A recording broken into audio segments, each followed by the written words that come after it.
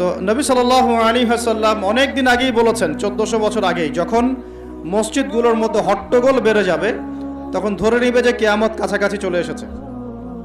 আর মসজিদগুলো হবে চাকচিক্যময়, চকচকা, দেখে মনে হচ্ছে তাজমহল। মসজিদগুলো হবে চাকচিক্যময়, কিন্তু মসজিদ থেকে হেদায়েত উঠে যাবে। এমনও হাদিস এসেছে, মুসল্লিরা মসজিদে নামাজ পড়বে, জামাতে নামাজ পড়বে, কিন্তু ওই মুসল্লিদের মধ্যে একজন প্রকৃত ইমানদার মানুষ খুঁজে পাওয়া যাবে না। এমনও হাদিস এসেছে, যদিও হাদিসগুলো সব জায়গায় বলতে পারি না আমরা। এমনও হাদিস এসেছে যে মসজিদে মুসল্লিরা নামাজ পড়বে, কিন্তু মুসল্লিদের মধ্যেও একজন প্রকৃত ইমানদার মানুষ খুঁজে পাওয়া যাবে না। আপনারা হয়তো মনে করছেন সেই যুগ অনেক দেরি আছে, আমরা দেখছি সেই যুগ চলে এসেছে। ইবাদত বন্দেগীর জীবনে এখন মানুষ নামাজি হয়েছে, আর অর্থনৈতিক জীবনে গিয়ে সুদখোর হয়েছে, হয় নাই? ইবাদত বন্দেগীর জীবনে মানুষ নামাজ পড়ছে, মাশাআল্লাহ, রোজা রাখছে, যাকাত দিচ্ছে না, অন্যের হক দিচ্ছে না, প্রতিবেশীর হক দিচ্ছে না, আত্মীয়র হক দিচ্ছে না, নিজের সম্পত্তির সুষ্ঠু বন্টন করছে না, ভাই বোনকে সম্পত্তি দিচ্ছে না। এমন হচ্ছে না? নামাজ কিন্তু ঠিকই আছে, নামাজ মানুষ পড়ছে, নামাজ পড়ার পরেও মানুষ কবিরা গুনাহ করছে কিনা, নামাজ পড়েও মানুষ মাপে কম দিচ্ছে কিনা। এই যে রমজান মাস সামনে আসবে, এই রমজান মাসেও রোজা রেখে মানুষ মাপে কম দিবে না, পণ্যের দাম বাড়িয়ে দিবে না, পণ্য মজুত করে বাজারে কৃত্রিম সংকট তৈরি করবে না। কিছু অসাধু ব্যবসায়ী তৈরি হবে রমজান মাস, তার অপেক্ষায় বসে আছে, কখন রমজান আসবে দাম বাড়িয়ে দিব, অপেক্ষা করে বসে আছে। আর আমি বিগত 2টা লেকচারে বলেছি, কেউ কেউ বলতে পারে ভবিষ্যৎবাণী করছে, কিন্তু যারা বাস্তবতা বোঝে তারা বুঝবে এটা বাস্তব, ভবিষ্যৎ না, এটা বর্তমান। বর্তমানটা কি? আসন্ন রমজানে জিনিসপত্রের দাম দ্বিগুণ হয়ে যাবে। কি করবেন এখন? আপনি না হয় সামর্থ্যবান কিছু খেয়ে পরে বাঁচতে পারবেন, যার সামর্থ্য নাই সে কি করবে? কিভাবে আমরা চলবো তাহলে?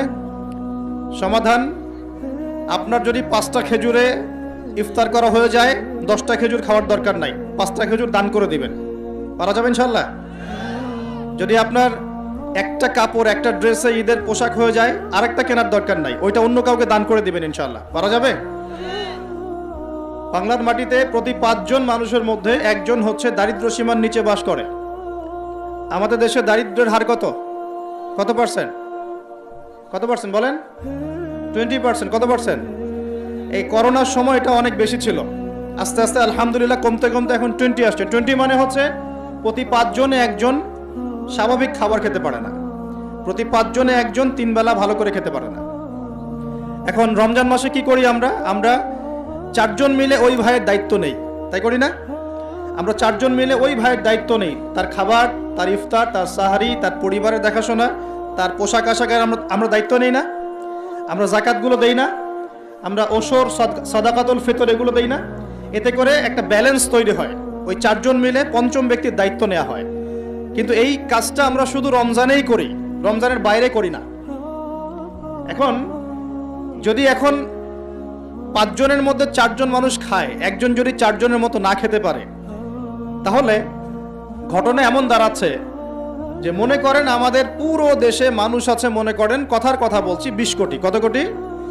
ধরে নেন যে 20 কোটি মানুষ আছে, তাহলে আপনার 15 কোটি মানুষ দারিদ্র সীমার উপরে আছে, 5 কোটি নিচে আছে। 5 কোটি সংখ্যাটা কি কম না বেশি? আচ্ছা, 15 কোটি মানুষ যে খাবার আমরা খাচ্ছি, এই খাবারের সাথে যদি আরো 5 কোটি মানুষকে আমরা খাওয়াতে চাই রমজান মাসে, তাহলে বাজারে যে খাদ্যদ্রব্য আছে এর উপরে চাহিদা বাড়বে না? বাড়বে না? বুঝতে পারছেন না? চাহিদা যখন বেড়ে যাবে, দামটা কি বাড়বে না কমবে? বেড়ে যাবে। এর উপর আবার আছে দুর্নীতি, এর উপরে আবার থাকবে ধনীরা যাকাত দিবে না অনেকেই, এর উপরে আবার থাকবে কালোবাজারি, এর উপরে আবার সিন্ডিকেট করবে, এর উপরে আবার মাপে কম দিবে, মানে সব মিলিয়ে একটা কৃত্রিম সংকট তৈরি হয়ে যাবে। তখন আপনি কি করবেন? সলিউশন বললাম, যার সামর্থ্য আছে অপচয় কমিয়ে দিবেন। 1 নম্বর কাজ কি? অপচয় কমিয়ে দিবেন, প্রতিবেশীর হক দিবেন।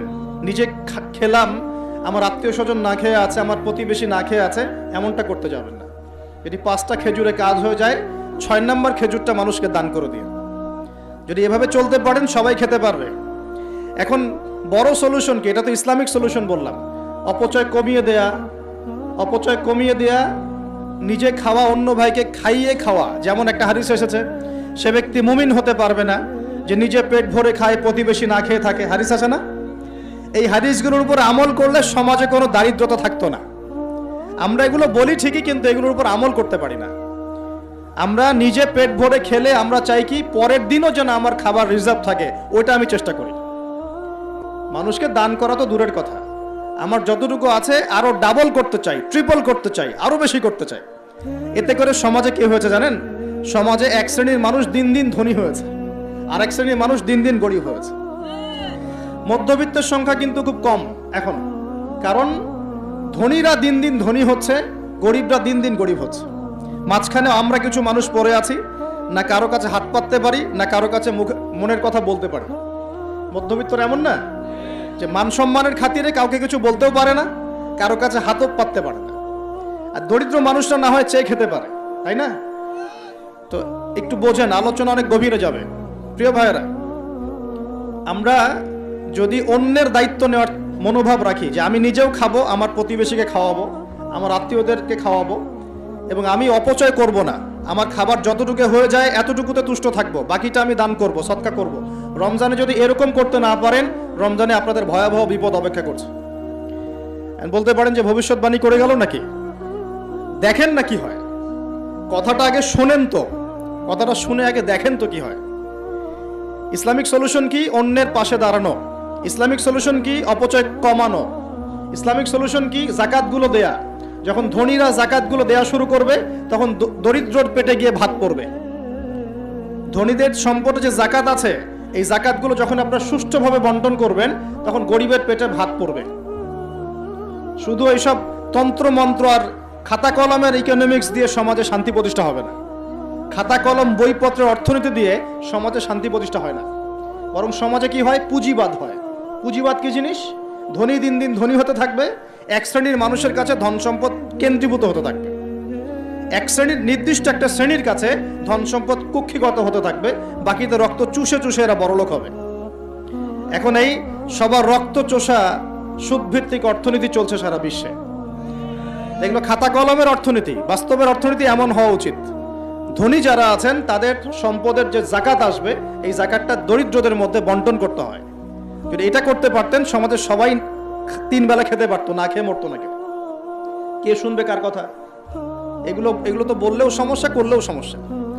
কারণ আমরা বললে হয়ে যাব ধর্মান্ধ, আর যদি মুসলিমরা করে তারা হয়ে যাবে সন্ত্রাসী। আশ্চর্য একটা অবস্থা। সারা বিশ্বে যারা একনিষ্ঠভাবে ইসলাম পালন করতে চায়, ওদেরকে সারা বিশ্বে মৌলবাদী বলে প্রচার করা হয়েছে। অথচ সমাধান কিন্তু এখানেই। এই যে আমার হাতে যে কিতাবটা দেখছেন, এই কিতাবের মধ্যে আল্লাহ পাক সমস্ত বিষয়ের সমাধান নাজিল করেন নাই? এটা মুখে বলছি আমরা, ঠিক। কয়জন বিশ্বাস করে কথা? কয়জন সত্যি মন থেকে বিশ্বাস করে যে আল কোরআনুল কারীমে সত্যি সত্যি আল্লাহ পাক সমস্ত বিষয়ের সমাধান নাজিল করেছে? আজকে জুমার দিনে সূরা কাহফ পড়তে হয়, তাই না? এই সূরা কাহফের 54 নম্বর আয়াতে, কত নম্বর? 54 নম্বর আয়াতে আল্লাহ পাক বলছেন, ওয়ালাকাদ সাররাফনা ফি হাযাল কুরআন লিন-নাস মিন কুল্লি মাসাল। আল্লাহ বলেছেন, দেখে নিয়ে আল্লাহ বলছেন, নিঃসন্দেহে, নিঃসংকোচে, অবশ্যই আমি এই কোরআনের মধ্যে শুধু মুসলিমদের জন্য নয়, পুরো মানব জাতির জন্য সমস্ত বিষয় ব্যাখ্যা করেছি। আল্লাহ পাক বলেছেন, শুধু মুসলিমদের জন্য, পুরো মানব জাতির জন্য যত বিষয় প্রয়োজন আমি আল্লাহ এই কোরআনের মধ্যে ব্যাখ্যা করেছি। কে বলেছেন? আল্লাহ কি মিথ্যা কথা বলেন? তার রাসূল কি মিথ্যা কথা বলেন? তাহলে আমাদের মানতে সমস্যা কোথায়? মানতে কি সমস্যা? এই যে বললাম, যদি আমরা ইকোনমিক সেকশনে সমৃদ্ধি চাই, একটা স্টেবিলিটি চাই, অবশ্যই জাকাত ইম্পোজ করতে হবে। জাকাত ছাড়া অর্থনৈতিক সাম্য আসবে না। মনে করেন বাংলাদেশে মনে করেন যে 1 কোটি মানুষের উপরে জাকাত ফরজ। কথার কথা বলছে, কথার কথা। এই 16 কোটি 20 কোটি মানুষের মধ্যে মনে করেন 1 কোটি মানুষের উপর জাকাত ফরজ হয়েছে। আছেন এমন মানুষ? জাকাত মানে কি? কত পার্সেন্ট দিতে হবে সম্পদের? 2.5%। 100 টাকায় 2.5 টাকা, এই তো। আচ্ছা, এখন 1 কোটি টাকায় এই টাকাটা কি ছোট না বড়? আর এটা একজনের হিসাব করলাম। যদি এরকম আমি 1 লাখ মানুষের হিসাব করি, কত টাকা আসবে? এই টাকা দিয়ে আপনি কি করতে পারবেন? নিঃসন্দেহে আপনি দরিদ্র মানুষের সেবা এটা কাজে লাগাতে পারবেন। জাকাতে যে 8টা খাত আছে না? কটা খাত? 8টা খাতে সুষ্ঠু বন্টন করলে দেখবেন সমাজে একটা গরিব মানুষও থাকবে না ইনশাআল্লাহ। সবাই খেয়ে পরে বাঁচবে ইনশাআল্লাহ। এই কাজটা করবে কি? কে উদ্যোগ নেবে? আচ্ছা, এই জাকাত কি শুধু 1 বছরই আসবে না প্রতি বছর আসবে? এই জিনিসগুলো বুঝতে হয়। ইসলাম শুধু আমরা এই গতানুগতিক মুখস্থ করে পড়লেই হবে না, কোরআন সুন্নাহকে বাস্তবে প্রয়োগ করতে হবে। আল্লাহ পাক সে তৌফিক দান করুন। রমজান মাসে অবশ্যই অপচয় কমিয়ে দিবেন, প্রতিবেশী আত্মীয়দের খোঁজ নিবেন, নিজের যতটুকুতে হয়ে যায় এর বেশি খরচ করতে যাবেন না, অন্যের জন্য ওটা সাদকা করে দিবেন, সদকা করে দিবেন। আর কি করবেন? জাকাত দিবেন। জাকাত দিলে আরো 10-20টা মানুষ না খেয়ে মরবে না, ওরা খেয়ে পরে বাঁচবে ইনশাআল্লাহ। এর উপর আছে সাদাকাতুল ফিতর, আছে না? সাদাকাতুল ফিতর আমরা দেই। এগুলো আল্লাহ পাক কেন দিয়েছেন? এগুলোকে আল্লাহ পাক শুধু ইবাদতের জন্যই দিয়েছেন? এগুলো করলে তো নেকি হয়, আল্লাহ সন্তুষ্টি পাওয়া যায়, দুনিয়াতেও সাম্যের অর্থনীতি প্রতিষ্ঠা হয়, এই কারণে দিয়েছেন। আল্লাহ পাক এমনি এমনি দিয়েছেন নাকি? এই যে আপনি 5 ওয়াক্ত নামাজ পড়ছেন, নামাজ পড়লে তো নেকি হচ্ছেই, আধ্যাত্মিকত্ব পাচ্ছেন, আল্লাহ সন্তুষ্টি পাচ্ছেন, আপনার শরীরও ভালো থাকবে ইনশাআল্লাহ। থাকবে না? আপনি ওযু করছেন, ওযু করলে নেকি হয় না? গুনাহ ঝরে যায় না? একই সাথে আপনি বিভিন্ন রোগ ব্যাধি থেকে বেঁচে থাকবেন ইনশাআল্লাহ। আপনি পরিষ্কার পরিচ্ছন্ন আছেন। প্রত্যেকটা কাজের পিছনে দুনিয়াবি উপকারিতাও কি আছে? আছে না? এই যাকাত ভিত্তিক অর্থনীতির মধ্যে এই দুনিয়াবি উপকারিতা আছে। এগুলো কে বুঝাবে? ওয়াজ মাহফিল তো কোনো কোনো ক্ষেত্রে এখন হয়ে যাচ্ছে সার্কাসের মঞ্চ। কোনো কোনো জায়গায় সার্কাস, মানে এমন কিছু দৃশ্য চোখে পড়ছে যে মনে হচ্ছে যে ওয়াজে যাওয়া বন্ধ করে দিই। হ্যাঁ, মানে সময়টাকে কিভাবে নষ্ট করা যায়, বাউলের মতো গান গাওয়া যায়, ডিজে জিকির করা যায়, হ্যাঁ, মানুষের সাথে অহেতুক কিছু কথাবার্তা বলে টাইম পাস করা যায়।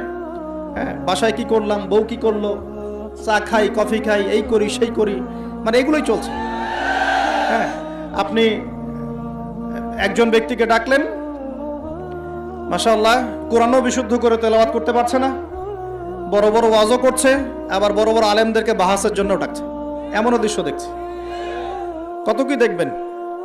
আর এগুলো দুটো কারণে সারা দেশে এখন ভাইরাল হচ্ছে। দুটো কারণ, একটা হচ্ছে আমাদের একটা নিচু মানসিকতা আছে আমাদের মধ্যে, সেটা হচ্ছে আমরা হচ্ছে ট্রল প্রিয় যাত্রী। আমরা ট্রল করতে বেশি ভালোবাসি, মজা করতে বেশি ভালোবাসি, মজা ফান ইয়ারকি ফাইজলামি করতে আমরা বেশি ভালোবাসি। এটা একটা আমাদের দোষ। আর একটা দোষ হচ্ছে আমরা চিলে কান নিল টাইপের মানুষ। যা প্রচার হয় চিলে কান নিল, ব্যাস দৌড় শুরু করে দিল, যাচাই বাছাই করার কোনো প্রয়োজন নেই। আর অহেতুক সমালোচনা করতে বেশি পছন্দ করি আমরা, এবং ইস্যু পাগল জাতি। ইস্যু একটা দিল, ব্যাস দৌড় শুরু। একটা ইস্যু দিবে, ওইটার পিছনে দৌড়াবে, 7 দিন দৌড়ানোর পর হাফসায় যাবে, তারপর নতুন একটা ইস্যু আসবে, তারপর তার পিছনে দৌড়াবে। এতে করে মূল যে জায়গায় ফোকাস করা দরকার ওখান থেকে আমরা সরে গেছি। মূল জায়গা আপনাকে দেখাবো। মূল জায়গা হচ্ছে ফিলিস্তিন। শেষ জামানার সবচেয়ে ইম্পর্টেন্ট জায়গা হচ্ছে প্যালেস্টাইন। শেষ জামানার যত বড় বড় ঘটনাগুলো ঘটবে, ইমাম মাহাদির আগমন, মুসলিম বাহিনীর বিজয়, জেরুজালেম পুনরুদ্ধার, ইসলামিক খেলাফত প্রতিষ্ঠা, ঈসা আলাইহিস সালামের আগমন, সব ওই জায়গাকে কেন্দ্র করে। সবকিছুই ওখানেই দাজ্জাল বের হবে, দাজ্জালকে আবার মারাও হবে সেখানে, সবকিছু ওখানে। কিন্তু ওই দিক থেকে মুসলিমদের দৃষ্টি ফোকাস করে অন্যদিকে সরিয়ে দেওয়া হচ্ছে। আমি পড়ে আছি এই যে ট্রল নিয়ে, সমালোচনা নিয়ে, একে অপরের গীবত নিয়ে, কে কার পিছনে লাগবে, কে কাকে অনলাইনে ধুয়ে দিবে, এগুলোই কাজ হয়ে যাচ্ছে দিন দিন। এই কাজগুলোর মধ্যে ভালো কাজগুলো ঢাকা পড়ে যাচ্ছে। ভালো কাজ যে হচ্ছে না তা নয়, কিন্তু ভালো কাজগুলো এই কাজগুলোর মধ্য দিয়ে ঢাকা পড়ে যাচ্ছে। এটা আপনারা বুঝতে পারছেন না। একজনকে ট্রল করতে করতে বানিয়ে দিয়েছেন আলেম, একজন কমেডিয়ান তাকে বানিয়ে দিয়েছেন আলেম, আর একজনকে বানিয়ে দিয়েছেন এমপি। আর কয়েকদিন আরেকটু হলে এমপি হয়ে যেত, ট্রল করতে করতে। এই চলছে। তা আমাদের এই মানসিকতা পরিবর্তন করার দরকার নাই? কোরআন সুন্নাহ কি খালি এখানে থাকবে, আমরা তেলাওয়াত করব এই জন্যই, নাকি বাস্তবে প্রয়োগ করতে হবে?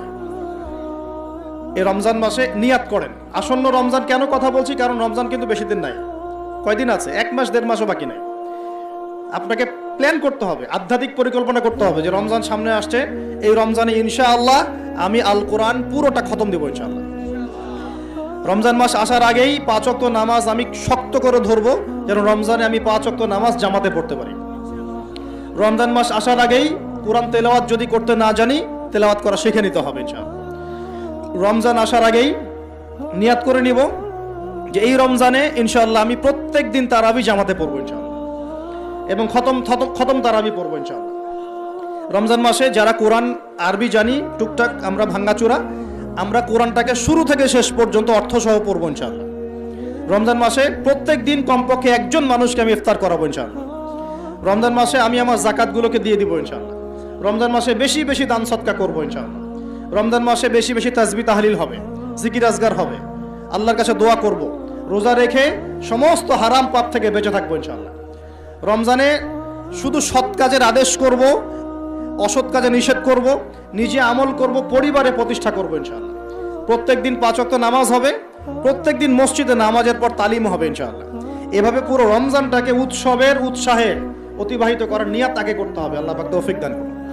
তো এখানে সবচেয়ে বড় বাধাটা হয় দুনিয়াবি ব্যস্ততা। এই জন্য রমজানের আগেই দুনিয়াবি ব্যস্ততাগুলো কমিয়ে আনতে হবে। চেষ্টা করবেন বড় বড় যে বাজারঘাটগুলো আছে এগুলো আগেই করে ফেলার। আর আমি তো বলেই দিলাম যে দাম কিন্তু ওই সময় বাইরে যাবে, যদি এখন সামর্থ্য থাকে করে ফেলেন, সামর্থ্য থাকলে করে ফেলেন। আর যাদের সামর্থ্য কম তাদের জন্য কি হবে, পুরো দেশব্যাপী সামাজিকভাবে যেমন একটা সংগঠন আপনাদের না, এই এরকম সংগঠন যেগুলো আছে নন প্রফিটেবল এবং non political organisation, both political and non political, সমস্ত অ্যাসোসিয়েশনগুলোর উদ্যোগে বা ফাউন্ডেশন অ্যাসোসিয়েশন যেগুলো আমরা করি ছোটোখাটো, এগুলোর উদ্যোগে ইফতার বিতরণ প্রজেক্ট করতে হবে। পারা যাবে ইনশাল্লাহ। যে যাদের সামর্থ্য আছে সামর্থ্যবানদের টাকা পয়সাগুলো কালেক্ট করে যারা দুস্থ দরিদ্র অসহায় মানুষ তাদের বাসায় বাসায় 1 মাসের বাজার পৌঁছে দিতে হবে ইনশাল্লাহ। পারা যাবেন ইনশাল্লাহ। এই কাজগুলোর মধ্য দিয়ে দেখবেন আল্লাহর রহমত বরকত নেমে আসছে ইনশাআল্লাহ। এই যে বললাম 5 কোটি মানুষ কিন্তু কম নয়, ওদেরকে খাওয়াতে হবে, তো খাওয়াতে হবে না? তাহলে এই আমাদের খাবারটাকে বন্টন করে ভাগ করে নিতে হবে। নিজের খাবারটা সবার সাথে কি করতে হবে, ভাগ করে নিতে হবে। এটা কি ইসলামের সৌন্দর্য না? এটা আল্লাহর হুকুম না? নবীর সুন্নত নয় কি? আল্লাহর নবীর বাসায় যদি কেউ আসতেন খাবারের জন্য, তার বাসায় যদি 2টা খেজুর থাকতো, সে 1টা খেজুর তিনি দিয়ে দিতেন, 2টা খেজুর দিয়ে দিতেন না? একদিন এক ভদ্রলোক, সাহাবী বলতে পারি আমরা তাকে, তিনি এসে খাবার চেয়েছেন। নবী সাল্লাল্লাহু আলাইহি ওয়াসাল্লাম তার সমস্ত স্ত্রীদের ঘর খুঁজে 1টা খেজুর পান নাই। চিন্তা করতে পেরেছেন? তারপর তিনি বলেছেন তোমাদের কার কাছে কি আছে নিয়ে আসো। এরপর নবী সাল্লাল্লাহু আলাইহি ওয়াসাল্লামের সাহাবীরা যার ঘরে যা ছিল অল্প অল্প করে নিয়ে আসা শুরু করলো। দেখা গেল যে মসজিদ নববীর বারান্দায় খাবারের স্তূপ হয়ে গেল একটা। মাশাআল্লাহ। এই যে একের বিপদে সবাই এগিয়ে আসা, এটা ইসলামের সুন্নত, এটাই নবীর সুন্নত। রমজান মাসে এই জিনিসটা চর্চা করতে হবে। আল্লাহ পাক তৌফিক দান করুন। আর রোজা রেখে ভুলেও গীবত, তহমত, সমালোচনা এগুলো করতে যাবেন না। রোজা রেখে কথাই বেশি বলবেন না, খালি জিকির হবে, তেলাওয়াত হবে, আল্লাহর কাছে দোয়া হবে, ইস্তেগফার হবে। কথা কম, কথা বললেই বিপদ, কথা 10টা কথা বলবেন, 2টা গীবত করতেই হয় না? আর গীবত করতে মজা লাগে। কেউ আজকে একটু উস্কাই দিলেই বাস গীবত করতে মজা লাগে। আর গীবত তো আপনারাই বা কেন করবেন না? গীবত তো শিখছেন আমাদের কাছ থেকে, গীবত তো আপনারা আমাদের কাছ থেকেই শিখছেন। আমি আপনাদেরকে কি শিখাবো? আমরা আপনাদের কি শিখাইলাম? ওয়াজ মাহফিলে উঠে একজন বক্তা আরেকজন বক্তার গীবত না করলে ওয়াজ হয় না। এক আলেম আর এক আলেমের পিছনে হাত না দিলে ওয়াজ হয় না। তা আমি কি শিখাবো আপনাকে? আপনারা নিজেরা শেখেন, আমার দিকে তাকানোর দরকার, নিজেরাই শেখেন। প্রিয় ভাইরা, রমজান মাসে রোজা রেখে এই কাজগুলো করতে যাবেন। কথাই কম বলবেন, কথা বললেই বিপদ। মানুষ যদি 2টা গালি দেয় চুপ করে থাকেন, ও তার আমল নামা নিয়ে আল্লাহর সামনে দাঁড়াবে। আর কিয়ামতের মাঠে বহু নেকি ফ্রি পাওয়া যাবে। এটা কি জানেন? কিয়ামত অনেক নেকি বিনামূল্যে ফ্রি আসবে আমল নামায়। কেন আসবে বলি হাদিসটা। নবী সাল্লাল্লাহু আলাইহি ওয়াসাল্লাম বলেছেন, তোমরা কি জানো সবচেয়ে বড় মিসকিনকে? দরিদ্র মানুষকে, মিসকিনকে। সাহাবীরা বলছেন, আমরা তো মনে করি যার সম্পদ কম সেই মিসকিন। নবীজি বলছেন, না, প্রকৃত মিসকিন সে ব্যক্তি নয়। প্রকৃত মিসকিন সে ব্যক্তি যে কিয়ামতের মাঠে উঠবে উহুদ পাহাড়ের সমান নেকি নিয়ে উঠবে। উহুদ পাহাড় দেখেছেন তো? বিশাল পাহাড়। উহুদ পাহাড়ের সমান নেকি নিয়ে উঠবে। নামাজের নেকি, যাকাতের নেকি, হজের নেকি, ওমরার নেকি, বিভিন্ন নেকি। কিন্তু দেখবে সামনে বহু মানুষ দাঁড়িয়ে আছে। কেন দাঁড়িয়ে আছে? কারো কাছ থেকে টাকা নিয়েছে, টাকা শোধ করে নাই, কাউকে গালি দিয়েছে, কাউকে অন্যায়ভাবে অপবাদ দিয়েছে, কাউকে আঘাত করেছে, কারো উপর জুলুম করেছে ইত্যাদি। বিভিন্ন রকম মানুষের সাথে জড়িত পাপ ছিল। ঠিক আছে? কারো গীবত করেছে, কাউকে তহমত দিয়েছে ইত্যাদি। এখন আল্লাহ পাক বলবেন, এই ব্যক্তির নেকির যে পাহাড় আছে এখান থেকে নেকি নিয়ে ওদেরকে দিয়ে দাও। বলেন নাউজুবিল্লাহ। নেকি আস্তে আস্তে ট্রান্সফার হবে। এই যে আমরা যে ব্লুটুথ শেয়ার ইট, মনে আছে? ব্লুটুথ শেয়ার ইট পাস হয় যেভাবে, আল্লাহ পাকের প্রযুক্তি হবে আরো অনেক অনেক উন্নত, মুহূর্তের মধ্যেই নেকি ট্রান্সফার হয়ে যাচ্ছে।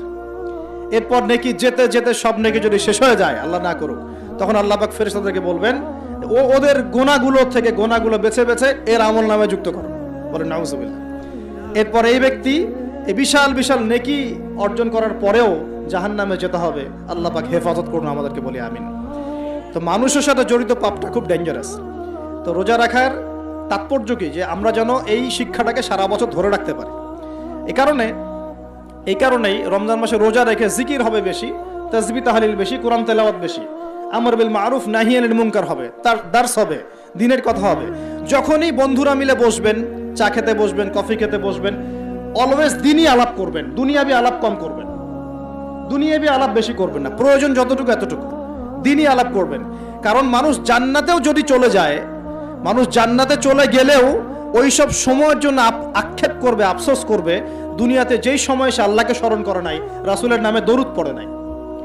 তাহলে যদি কোনো জায়গায় বসে পড়ে আলোচনা করতে থাকেন, ওঠার আগে কমপক্ষে বলবেন সুবহানাকা আল্লাহুম্মা বিহামদিকা আশহাদু আল্লা ইলাহা ইল্লা আনতা আস্তাগফিরুকা ওয়া আতুবু ইলাইক।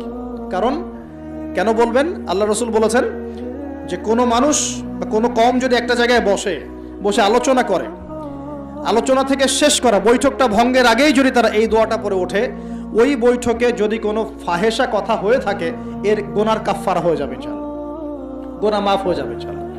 আর যদি ওই বৈঠকে ভালো কোনো কথা হয়, ওই কথাগুলো কিয়ামতের মাঠে তার জন্য দলিল হবে ইনশাআল্লাহ। এই দোয়াটা পড়ার চর্চা করবেন। তো যেটা বলছিলাম, দেখেন আমরা যদি একে অপরের খাবারগুলো ভাগাভাগি করি, জাকাতগুলো প্রদান করতে পারি এবং রমজানের রোজাগুলো ঠিকঠাক রাখতে পারি, আল্লাহর বিধানগুলো ঠিকঠাক মানতে পারি, সমাজে দারিদ্রতা থাকবে না ইনশাআল্লাহ। আরেকটা অপশন হচ্ছে, এটা দিয়ে যে সব দূর হয়ে যাবে তা নয়, কারণ ক্ষতি এত বেশি হয়ে গেছে, ক্ষতি হতে হতে হতে এত বেশি হয়ে গেছে যে 1 বছর 2 বছর 3 বছরে মনে হয় না সব ক্ষতি পুষিয়ে নেওয়া যাবে। যারা অর্থনীতি বোঝেন তারা বুঝবেন। নামতে নামতে নামতে এমন একটা জায়গায় চলে আসছি যে হুট করে যে একদম সব ঠিক হয়ে যাবে, এটা চিন্তা করলে ভুল হবে। একটা উপায় কি? উপায় হচ্ছে এই যে খাদ্যগুলোর উপর চাপ বাড়বে মার্কেটে, অতিরিক্ত খাদ্য আমদানি করা। কি করা? আমদানি করা। দুটো অপশন থাকে, এক আমদানি করা, আর একটা হচ্ছে কৃষিভিত্তিক ভাবে উৎপাদন করা, দুটো। তো আমরা রিপোর্টগুলো দেখছি যে কৃষিভিত্তিক প্রবৃদ্ধির হার কমে যাচ্ছে। কি হয়েছে? কমেছে। কৃষিভিত্তিক প্রবৃদ্ধির হারটা কমেছে, আর আমদানিটা মোটামুটি কিছুটা বিপর্যস্ত হয়েছে। কারণ ডলার সংকট। কিসের সংকট? ডলার। জানেন তো নাকি? আচ্ছা, রিপোর্ট তো পড়েন, পেপার পত্রিকা তো পড়েন নাকি? সংকট হলে কি হয়? সংকট হলে এলসি কমে যায়। মানে মনে করেন আপনি একজন ব্যবসায়ী, পণ্য আমদানি করেছেন, পণ্যগুলো যে আপনি খালাস করবেন, বন্দর থেকে নামাবেন, তা আপনাকে তো একটা চার্জ দিতে হবে না? এখন আপনার কাছে চার্জ দেওয়ার মতো ডলার নাই, কি করবেন? তাহলে পণ্য ওই বন্দরে পড়ে থাকবে। অনেক পণ্য বন্দরে পড়ে আছে, নামাইতে পারতেছে না। এখন মনে করেন এই ব্যক্তি কি নিজের পকেট থেকে টাকা দিয়ে এগুলো নামাবে? না। কি করবে তাহলে? ওই পণ্যের উপর সে দাম বাড়িয়ে দিবে, যাতে করে এই টাকাটা জনগণের কাছ থেকে তুলে সে শোধ করতে পারে। এগুলো ইকোনমিক্স, বেসিক ইকোনমিক্স। এগুলো পড়তে আপনার আহামরি অর্থনীতিবিদ হতে হয় না। কথা কি বুঝতে পারছেন? তো এই কারণে রমজান মাসে দামগুলো চাপ পড়ে, এমনিতেই চাপ পড়ে। আস্তে আস্তে সিচুয়েশনগুলো এভাবে খারাপ হয়েছে। অতএব ইসলামিক সলিউশনে যদি এখন না আসতে পারেন, যদি আরো 10 বছর অপেক্ষা করেন, বহু দেরি হয়ে যাবে। এই জন্য আমি মন থেকে উদাত্ত একটা আহ্বান জানাই, যারা শিক্ষিত মহল, বিজ্ঞ মহল আছেন, আমার কথা বুঝবেন ইনশাআল্লাহ, যে ইসলামিক অর্থনীতি ছাড়া অর্থনৈতিক সমৃদ্ধির কোনো অপশন নাই আমাদের সামনে। ইসলামিক অর্থনীতি মানে দান সৎকা ভিত্তিক, অপচয় কমানো, দুর্নীতি বন্ধ করা, সুদ ঘুষ এগুলো বন্ধ করা, এবং অন্যের কষ্টে নিজে পাশে দাঁড়ানো। সবচেয়ে বড় কথা হচ্ছে এখানে ব্যবসা, যাকাত, সাদাকা এগুলোকে গুরুত্ব দেওয়া হয়, সুদটাকে হারাম করা হয়। এগুলোর উপর যদি সুদ থাকে, চড়া সুদ, তখন তো আরো অবস্থা খারাপ। যেমন ধরেন, মনে করেন আমাদের সংকট হয়েছে, এখন আমরা বহির্বিশ্বের কোনো দেশের কাছে গেলাম, গিয়ে বললাম যে আমাদেরকে লোন দেন। ওরা কি এমনি লোন দিবে? এমনি দিবে? যাও, তোমাকে 10 কোটি টাকা এমনি দিয়ে দিলাম, 1000 বিলিয়ন ডলার এমনি দিবে? কখনো এমনি দিবে না। বরং সে একটা সুদ ফিক্স করবে, হয় 10%, না হলে 12%, না হলে 20%। ও সুদ ফিক্স করবে। যখন সুদটা ফিক্স করে দিবে, তখন এই সুদটা শোধ করতে হবে আপনার শ্রম দিয়ে ওই সুদটাকে শোধ করতে হবে। শ্রম কি শুধু এমপি মন্ত্রীরা করবে, নাকি শ্রম আপনিও করেন? আপনাদের শ্রম থেকে এটাকে তুলে নিয়ে শোধ করতে হবে, শোধ করতে হবে না? এটাই হচ্ছে সুদভিত্তিক অর্থনীতির সবচেয়ে মারাত্মক দিক। এতে করে ওরা ধনী হবে দিন দিন, আর গরিবরা আরো গরিব হবে দিন দিন। আল্লাহ পাক এমনি বলেন নাই ইয়ামহাকুল্লাহুর রিবা ওয়া ইউরবিস সাদাকাত। আল্লাহ পাক সুদের মধ্য দিয়ে একদম সম্পদ সংকুচিত করে ফেলেন, একদম সম্পদ সুদের মধ্য দিয়ে সংকুচিত করে ফেলেন, আর সাদাকার মধ্য দিয়ে সম্পদ প্রসারিত হয়।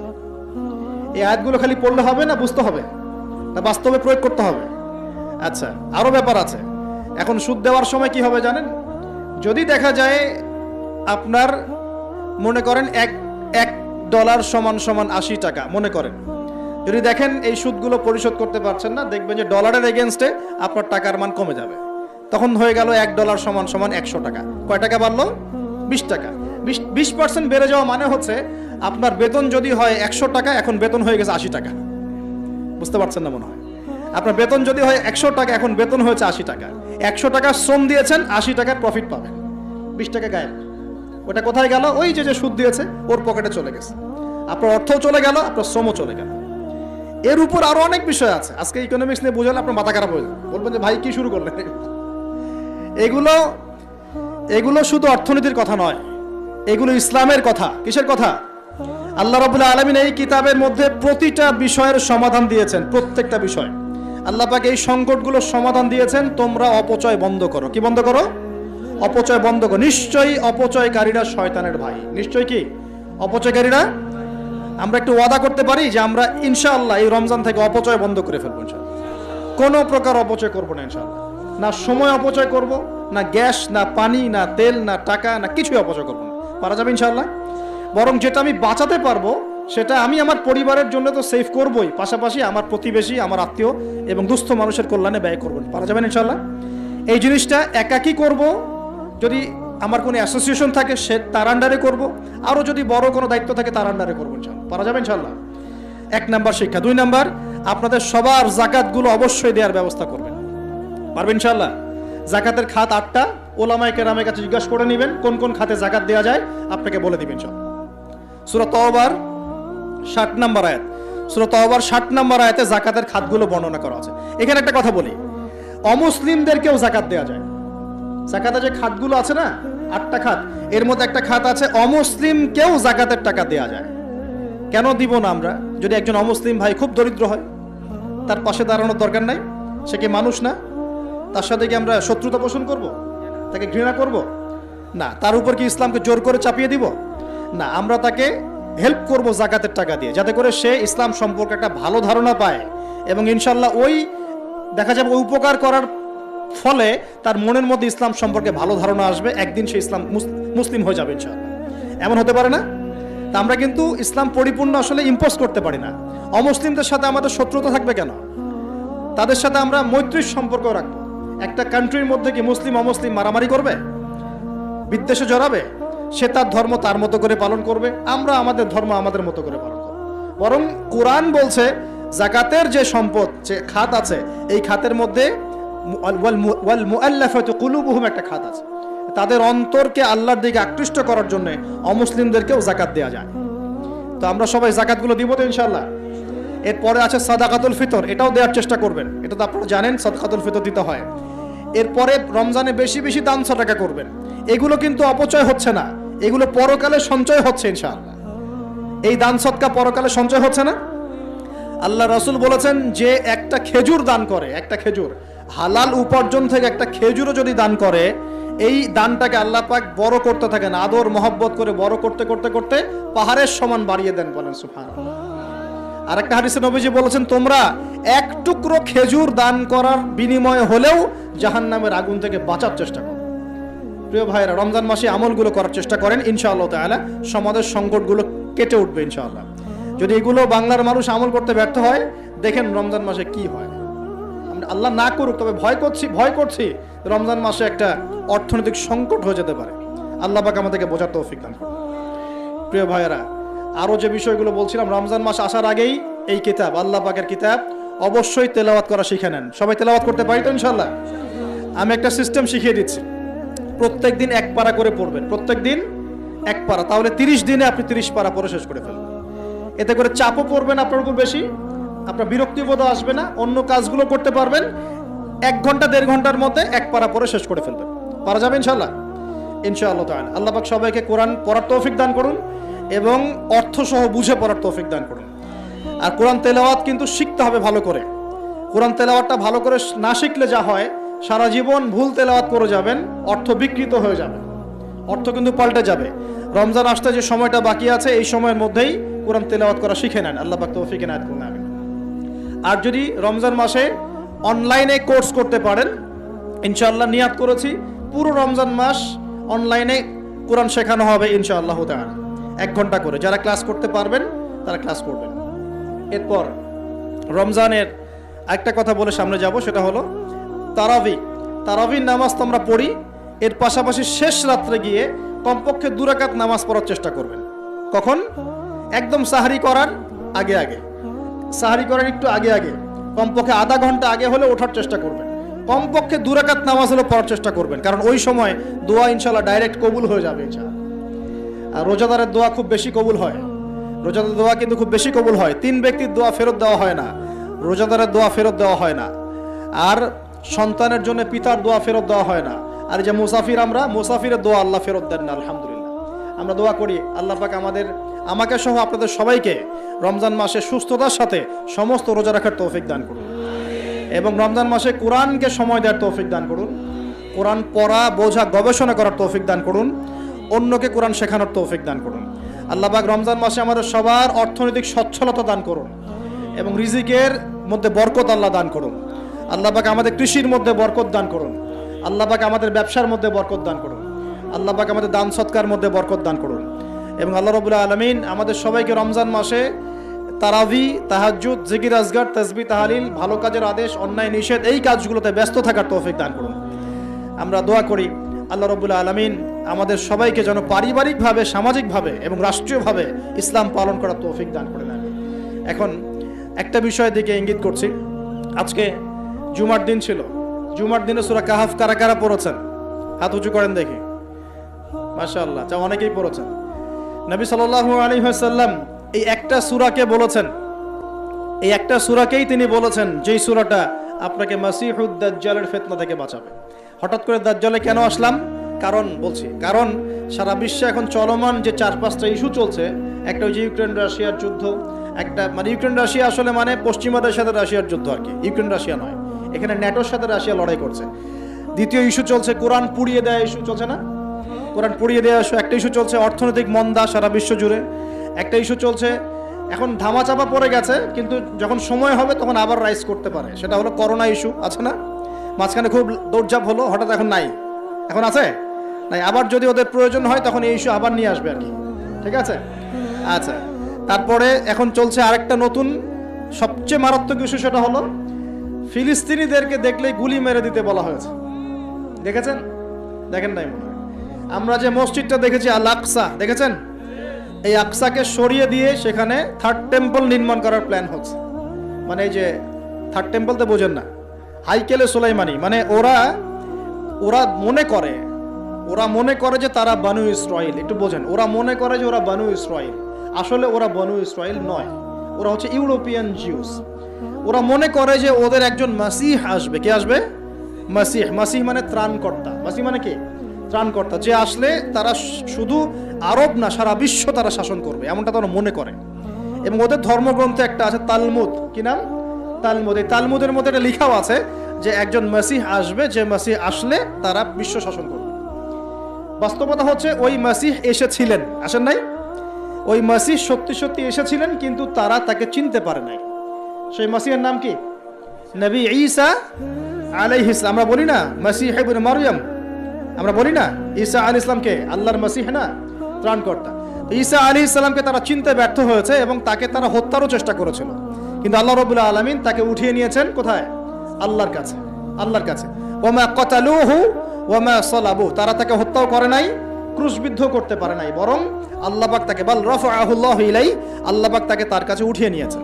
তো বিষয়টা কি দাঁড়ালো? ওরা মনে করে যে ওদের একজন মাসিহ আসবে, যেই মাসিহ আসলে পরে তারা সারা বিশ্বটাকে শাসন করবে। ঠিক আছে? কারা শাসন করবে? জিউসরা, যারা মনে করে ওরা বানু ইসরাইল, আসলে তারা বানু ইসরাইল নয়, তারা ইউরোপিয়ান জিউস। এখন ওরা চায় এই মসজিদ আকসাকে সরিয়ে দিয়ে ওখানে হাইকেলে সুলাইমানি নির্মাণ করতে। এটা কি সুলাইমান আলাইহিস সালামের সময় তারা যেমন বিশ্ব শাসন করেছিল না, মনে আছে? সুলাইমান আলাইহিস সালামের সময় এত দাপট ছিল তখন যে সুলাইমান আলাইহিস সালাম যখন বলতেন যে বাতাসকে ফ্লাই করতে, তখন এই সিংহাসন বাতাসে ফ্লাই করা শুরু করতো না? সুলাইমান আলাইহিস সালাম যখন জিনদেরকে বলতেন এই কাজ করো, জিনরা ওই কাজ করতো। সুলাইমান আলাইহিস সালাম যখন বলতেন জিনদেরকে সমুদ্রে ডুব দাও, ডুব দিয়ে সমুদ্রের নিচ থেকে মণিমুক্তা বের করে নিয়ে আসো, তারা সেটা বের করে নিয়ে আসতো। সুলাইমান আলাইহিস সালাম জিনদেরকে দিয়ে এই মসজিদ নির্মাণ করিয়েছেন, মনে আছে? ওই যে লাঠির মধ্যে ভর দিয়ে তিনি দাঁড়িয়েছিলেন এবং লাঠি জমিনের পোকা খেয়ে ফেলেছিল। আর সুলাইমান আলাইহিস সালাম তখনই কিন্তু ইন্তেকাল করেছেন। যখন পড়ে গেলেন তার দেহটা, তখন জিনরা বলেছিল যে আমরা যদি জানতাম যে সুলাইমান মারা গেছে তাহলে এই শাস্তি ভোগ করতাম না। আছে না কোরআনে? তো সুলাইমান আলাইহিস সালামের সময় তাদের এত ক্ষমতা ছিল যে সাবার রানী বিলকিস, মনে আছে হুদহুদ পাখির ঘটনা? হুদহুদ পাখি এসে বলছে যে ওইখানে একটা দেখলাম সাবার রানী সূর্যকে পূজা করে। তো সুলাইমান আলাইহিস সালাম বলছেন কোন জিন আছো যে আমি এখান থেকে ওঠার আগে ওকে নিয়ে আসতে পারবে? এক জিন বলছে যে আপনি এখান থেকে উঠে দাঁড়ানোর আগেই ওই সিংহাসন নিয়ে চলে আসতে পারবো। কত শক্তি চিন্তা করেন। তো সুলাইমান আলাইহিস সালাম বলছেন এতে হবে না।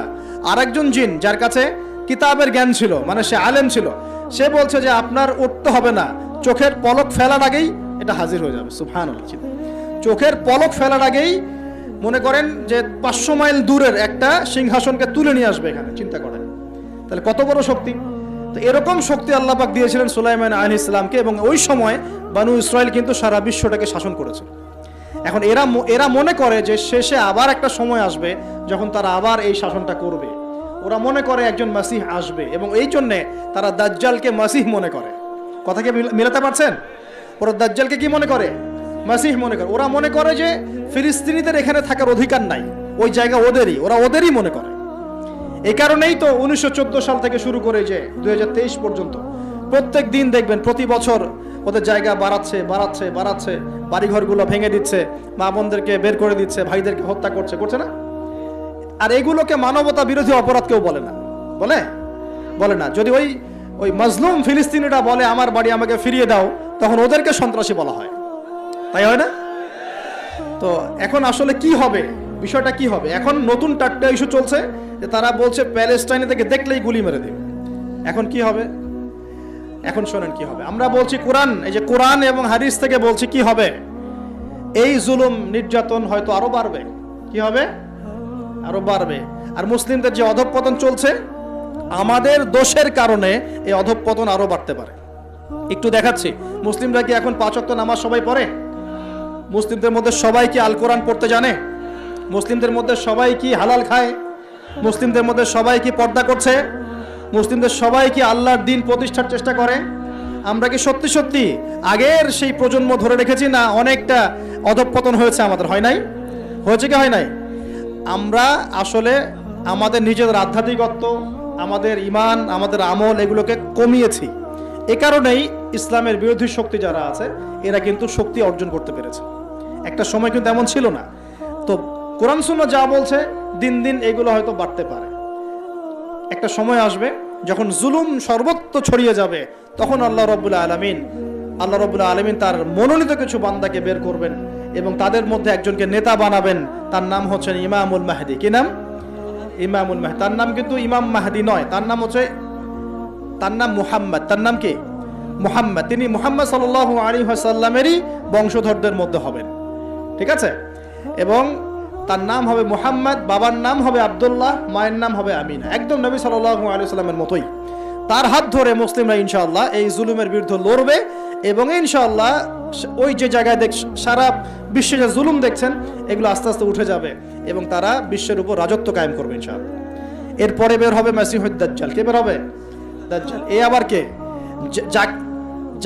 যাকে নবী সাল্লাল্লাহু আলাইহি ওয়াসাল্লাম বলেছেন যে পৃথিবীতে তার মতো বড় কোনো ফিতনা আসে নাই।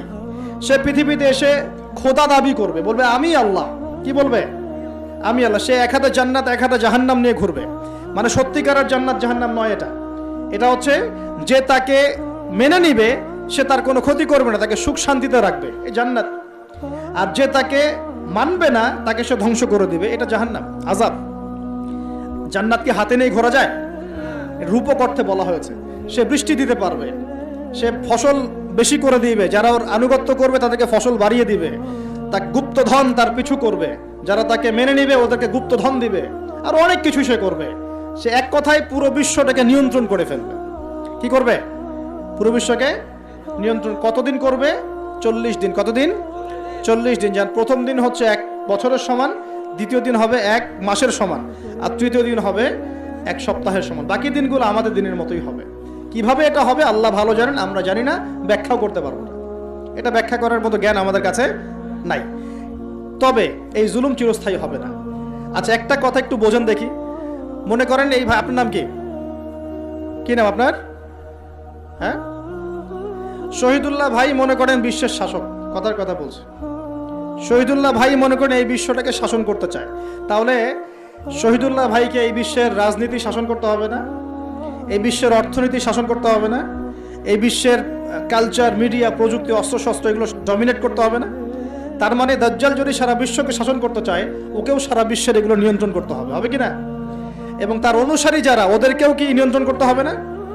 এখন তার অনুসারী কারা হবে? বলে দিলাম কারা হবে? ওই জিউসরা হবে। ওরা কি এখন বিশ্বের এগুলো নিয়ন্ত্রণ করছে? করছে কি না?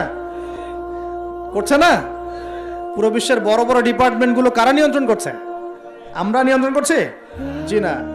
এমনকি খ্রিস্টানরাও নিয়ন্ত্রণ করছে না, বরং ওরাই নিয়ন্ত্রণ করছে। আপনাকে গভীরে ঢুকতে হবে তো। তার মানে সে আত্মপ্রকাশ না করলেও তার অনুসারীরা তো মাশাআল্লাহ শক্তিশালী হয়ে গেছে কিনা? তার মানে সময় কাছে না দূরে? কাছে। এটা বোঝার জন্য কি ভবিষ্যৎবাণী করা লাগে? গণক হওয়া লাগে? জ্যোতিষী হওয়া লাগে? এটা বোঝার জন্য কোরআন সুন্নাহর সাথে শেষ জামানা স্টাডি করলেই হয়। Economics, world affairs, history study করলেই বুঝতে পারেন, চোখ, হৃদয়ের চোখ খুলে যাবে ইনশাআল্লাহ তাআলা। আল্লাহ পাক বোঝার তৌফিক দান করুন। এখন সে বের হয়ে বিশ্বটাকে শাসন করবে ঠিকই, কিন্তু তার সাথে লড়াই করার ক্ষমতা ওই সময় মুসলিমদের থাকবে না। তখন আল্লাহ পাক পাঠাবেন ওই যে সত্যিকারের মাসিহ ঈসা আলাইহিস সালামকে। কাকে পাঠাবেন? তিনি নামবেন সিরিয়ায়। কোন দেশে? সিরিয়ার দামেস্কে তিনি নামবেন। 2 জন ফেরেশতার কাঁধে ভর দিয়ে, তখন তার চুলগুলো দিয়ে টপ টপ করে মুক্তার মতো পানি ঝরতে থাকবে, এমনটা হাদিসে বলা হয়েছে। সুবহানাল্লাহ, সুবহানাল্লাহ। এত এত স্পেসিফিকলি হাদিসে বলা হয়েছে, এটা হবে, এইটা হবে, ওইটা হবে, একদম স্পেসিফিকলি। তারপরে ঈসা আলাইহিস সালাম তিনি যখন ওই মুসলিমদেরকে পেয়ে যাবেন, তিনি তাকে ইমামতি করতে বলা হবে। ঈসা আলাইহিস সালাম বলবেন, না, আমি ইমামতি করতে পারবো না।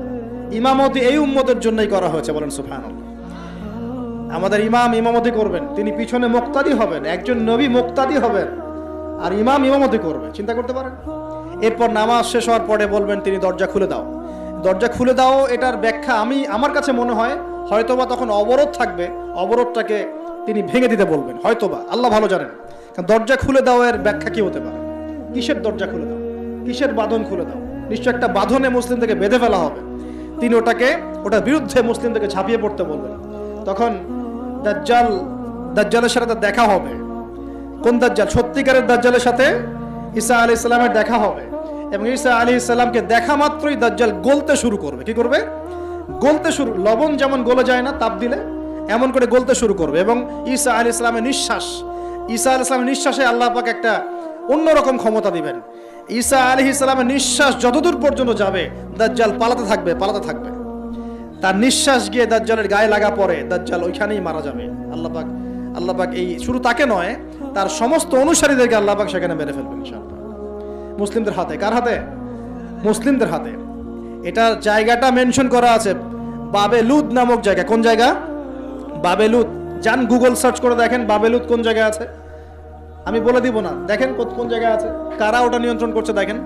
ওইখানে দাজ্জাল মারা যাবে। মানে সত্যিকারের মাসিহের হাতে মিথ্যা মাসিহ মারা যাবে ইনশাআল্লাহ। ঠিক আছে? এবং তার অনুসারীদের পতন হবে। এরপর ঈসা আলাইহিস সালাম এই ক্ষমতাটা দখল করবেন এবং সারা বিশ্বে তিনি শান্তি শৃঙ্খলা কায়েম করবেন। একজন ন্যায়পরায়ণ শাসক হবেন ইনশাআল্লাহ তাআলা। এবং তিনি নতুন কোনো শরীয়ত নিয়ে আসবেন না, উম্মতে মুহাম্মাদের শরীয়ত কায়েম থাকবে ইনশাআল্লাহ। এরপরে 40 বছর তিনি রাজত্ব করবেন। কত বছর? 40 বছর। এবং তার বিবাহ শাদীও হবে এবং তার ইন্তেকালও হবে। তাকে দাফন করা হবে নবী মুহাম্মদ সাল্লাল্লাহু আলাইহি ওয়াসাল্লামের ঠিক পাশেই। আল্লাহু আকবার। ঠিক তার পাশেই দাফন করা হবে। এরপরে মানুষ আবারও খারাপ হওয়া শুরু করবে। কেমন খারাপ হবে? ও আচ্ছা, মাঝখানে একটা কথা বলতে ভুলে গেছে।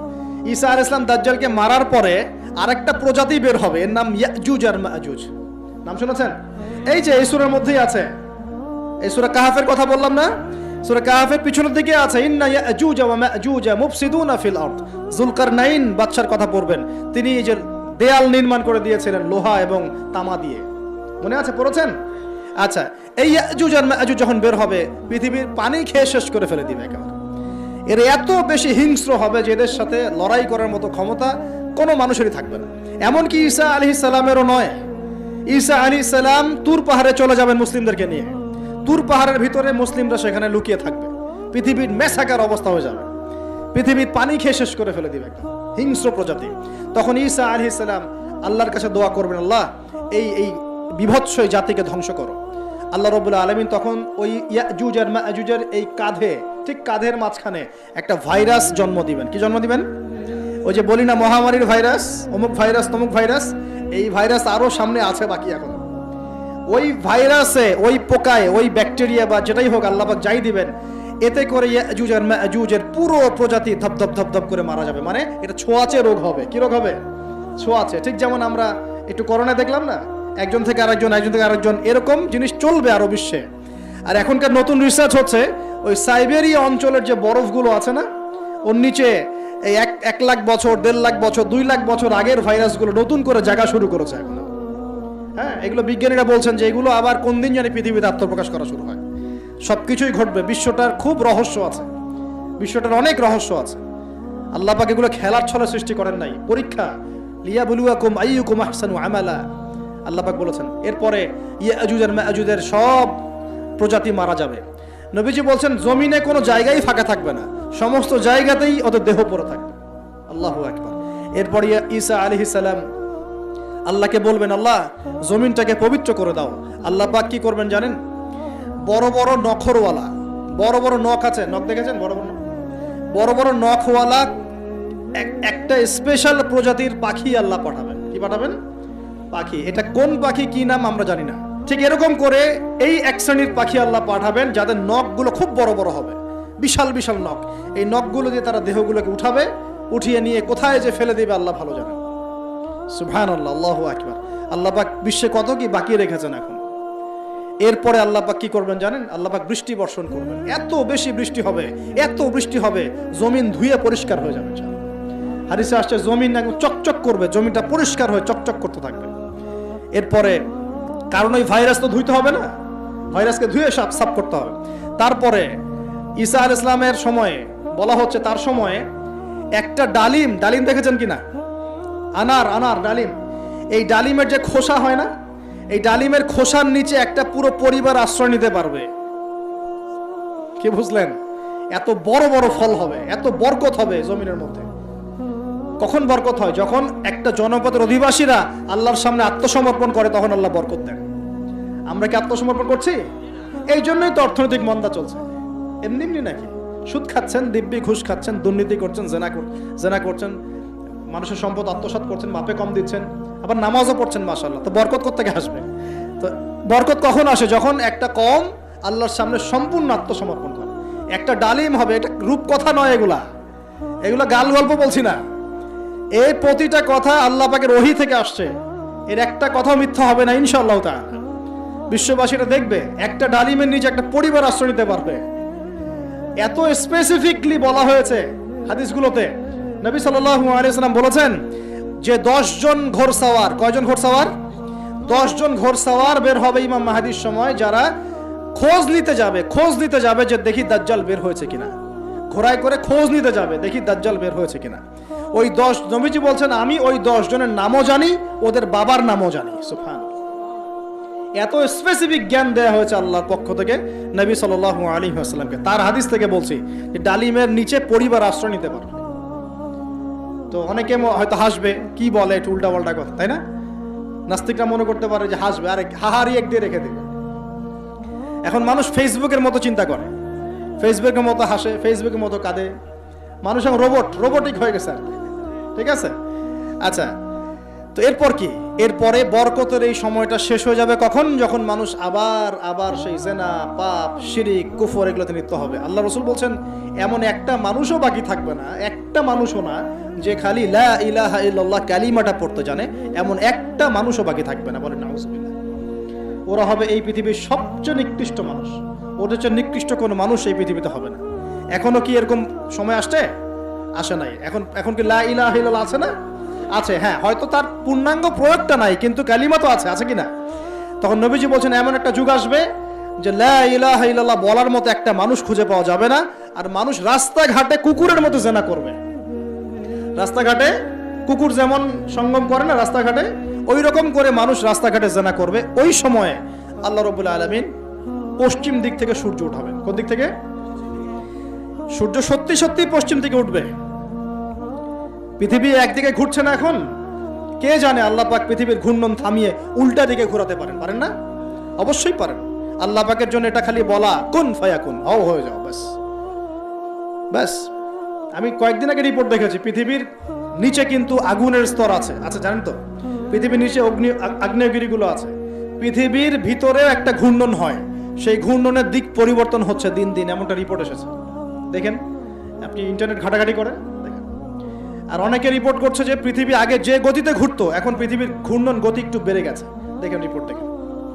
ঘূর্ণন গতি বেড়ে যাওয়ার মানে হচ্ছে টাইম দ্রুত পাস করবে। আর শেষ জামানার হাদিস এটাও আছে যে সময় দ্রুত পাস করবে, আছে না? এটা হাদিসে আসছে। তো প্রিয় ভাইরা, এই সময়ে মানুষ খারাপ হওয়া শুরু করার পরে এমন খারাপ হবে আল্লাহর নাম নেওয়ার মতো কোনো মানুষ থাকবে না, আল্লাহ আল্লাহ বলার মতো কোনো মানুষ থাকবে না। তখন পশ্চিম দিক থেকে সূর্য উঠবে। কিভাবে কিয়ামত হবে? নবীজি বলছেন একজন ব্যক্তি পানি খাওয়ার জন্য পাত্রটাকে মুখের সামনে নিবে, পানি গিলতে পারবে না, কিয়ামত হয়ে যাবে। ইদা ওয়াকাআতিল ওয়াকিআ লাইসা লিওয়াকাআতিহা কাযিবা আল খারিআতু মাল খারিআ ওয়া মা আদরাকা মাল খারিআ। আছে না? আম্মা ইয়াতাসাআলুন আনিন নাবাইল আযীম। কত সূরা আছে কিয়ামত সংক্রান্ত, পড়ে দেখেন। ইদা যুলজিলাতিল আরদু জিলজালাহা ওয়া আখরাজাতিল আরদু আথকালাহা ইদা শামসু কুওয়িরাত ওয়া ইদা নুজুমু কাদারাত। এই সূরাগুলো পড়ে দেখেন। আম্মা পারার শেষ পারাটা, যেটা 30তম পারা, এর সূরাগুলো পড়ে দেখেন। কিয়ামত চোখে দেখতে পারবেন ইনশাআল্লাহ। সিংহায় ফুঁক দেওয়া হবে। আল্লাহ পাকের ফেরেশতার এত ক্ষমতা আল্লাহ দিয়েছেন, একটা ফুয়ে পুরো মহাবিশ্ব ধ্বংস হয়ে যাবে ইনশাআল্লাহ। চারটাখানি কথা নাকি? দ্বিতীয় ফুৎকারে আবার সবাইকে জীবিত করা হবে। এবং এই যে দুনিয়ার জীবনটা আমরা কাটাচ্ছি, এই 30, 40, 50, 60, 100 বছরের জীবন, এই জীবনের এক একটা হিসেব আল্লাহর সামনে দাঁড়িয়ে সেদিন দেওয়া লাগবে। অতএব এই দুনিয়ার জীবনটাতে প্রস্তুতি গ্রহণ করি, 5 ওয়াক্ত নামাজ পড়ি, যাকাত দেই, কালিমা বোঝার চেষ্টা করি, আল্লাহ তাওহীদ শিখি, জানি, বুঝি, নবীর সুন্নত অনুযায়ী আমল করি, হালাল খাই, পরিবার গড়ি, মানুষকে সৎ কাজে দাওয়াত দেই, অসৎ কাজে নিষেধ করি, ইসলামকে আল্লাহর জমিনে প্রতিষ্ঠা করার চেষ্টা করি। আল্লাহ পাক যা দিয়েছেন, জানমাল, সময়, শ্রম, আল্লাহ পাক যা দিয়েছেন, ক্ষমতা, প্রতিপত্তি, সম্পদ, এগুলোকে আল্লাহর দ্বীনের জন্য ব্যয় করি। ইনশাআল্লাহ দুনিয়া সফল হব, পরকালে সফল হবে ইনশাআল্লাহু আযজা ওয়া জাল্লা। আল্লাহ পাক আমাদের সবাইকে সমকালীন ফিতনাগুলো সম্পর্কে সচেতন থাকার তৌফিক দান করুন, এবং এই রমজান, আসন্ন রমজানে পরিপূর্ণরূপে ইবাদত করার তৌফিক দান করুন, এবং এই ইবাদত এবং শিক্ষাগুলোকে সারা বছর ধরে রাখার তৌফিক দান করুন, এবং জামানা সম্পর্কে সচেতন থেকে আগামী দিনে যা হবে সেভাবে পদক্ষেপ নেওয়ার তৌফিক আল্লাহ পাক দান করুন, আমিন। আল্লাহ রাব্বুল আলামিনের কাছে দোয়া করি, আল্লাহ পাক আমাদের সবাইকে যেন ইসলামের জন্য কবুল করে নেন, আমাদের সবার সমস্যাগুলো দূর করে দেন, এবং সকলের হায়াতে রিজিকে বরকত